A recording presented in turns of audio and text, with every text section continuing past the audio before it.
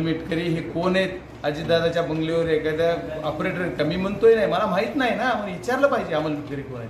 अमोल मिटकरी जर एखाद्या दादांच्या बंगल्यावर कुणाचा फोन आला ह्याचं रेकॉर्ड कोणाकडे असू शकतं? ऑपरेटर का? म्हणून मी म्हणलो की ऑपरेटर आहेत का, मला माहित नाही कोण अमोल मिटकरी. तर अमोल मिटकरी हे मी काय एवढं कुठलं दिग्गज नाव कुठलं बघितलं नाही की जे ट्विट करू शकतं त्याची दखल घ्यावं लागतं. दखल पात्र माणसाची दखल घ्यावी, त्याच्यामुळे दखल घ्यायच्या विषयातला येत नाही.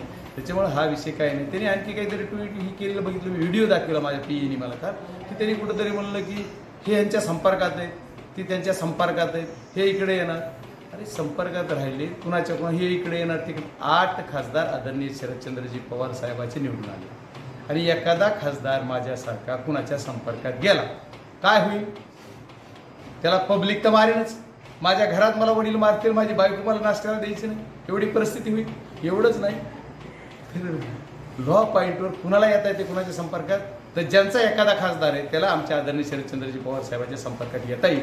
आणि ह्यांच्यावर काय बोलायचे किंवा काय नाही, आदरणीय आमचे युवकाचे प्रदेशाध्यक्ष महबूबाईंनी सगळे डिटेल सांगितले, ते चांगलं बोलले. त्याच्यामुळे आता मी काय त्याच्यावर बोलावं प्रतिक्रिया, मी खासदार आहे, मी कुणावर बोललं पाहिजे की मी ठरवी.